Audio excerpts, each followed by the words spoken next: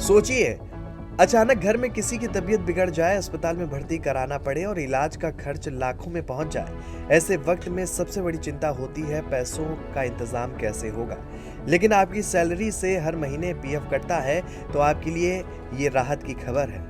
अब medical emergency में इलाज के लिए आपको कर्ज लेने या किसी से उधार मांगने की जरूरत नहीं पड़ सकती।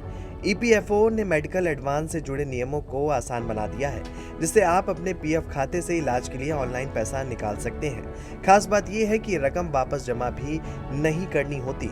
आइए जानते हैं पूरी प्रक्रिया, कौन इसका फायदा उठा सकता है और कितनी रकम मिल सकती है, जानेंगे इस वीडियो में। अगर आप ईपीएफओ के सदस्य हैं और आपकी सैलरी से हर महीने पीएफ कटता है, तो आप मेडिकल एडवांस का लाभ उठा सकते हैं। ये सुविधा सिर्फ आपके इलाज के लिए ही नहीं, बल्कि आपके जीवन साथी, बच्चों और माता पिता के इलाज के लिए भी उपलब्ध है। इसके लिए आपका यूएन एक्टिव आधार और बैंक खाता पीएफ अकाउंट से लिंक होना चाहिए। ईपीएफओ के नियमों के अनुसार कई गंभीर बीमारियों और मेडिकल इमरजेंसी की स्थिति में मेडिकल एडवांस लिया जा सकता है। इसमें कैंसर, हार्ट डिजीज, किडनी से जुड़ी बीमारी, टीबी, पैरालिसिस, मानसिक बीमारी और किसी भी बड़ी सर्जरी का इलाज शामिल है। जरूरत पड़ने पर अस्पताल में भर्ती होना और गंभीर चिकित्सा के लिए भी ये सुविधा मिल सकती है।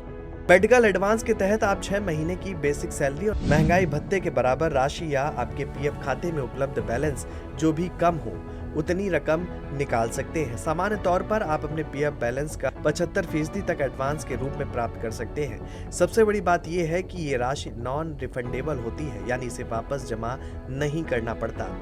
अब मेडिकल एडवांस के लिए आपको ऑफिस या नियोक्ता के चक्कर लगाने की जरूरत नहीं है। आप उमंग ऐप या ईपीएफओ के ऑनलाइन पोर्टल के जरिए खुद आवेदन कर सकते हैं। इसके लिए यूएन से लॉगिन करें, ऑनलाइन सर्विस में जाकर फॉर्म 31 चुनें, फिर मेडिकल एडवांस का विकल्प चुनकर जरूरी जानकारी भरें। आधार और बैंक डिटेल वेरीफाई होने के बाद क्लेम ऑनलाइन सबमिट हो जाएगा। मेडिकल एडवांस के लिए आमतौर पर डॉक्टर का मेडिकल सर्टिफिकेट, अस्पताल से जुड़े दस्तावेज और पीएफ खाते से लिंक बैंक विवरण की जरूरत होती है।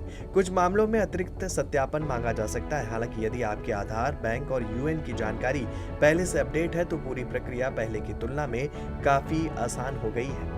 अब ये भी समझ रखते हैं कि किन बातों का ध्यान रखना पड़ेगा। पीएफ खाते में पर्याप्त बैलेंस होना चाहिए, यूएन, आधार और बैंक की केवाईसी पूरी तरह अपडेट हो, सही मेडिकल दस्तावेज अपलोड करें।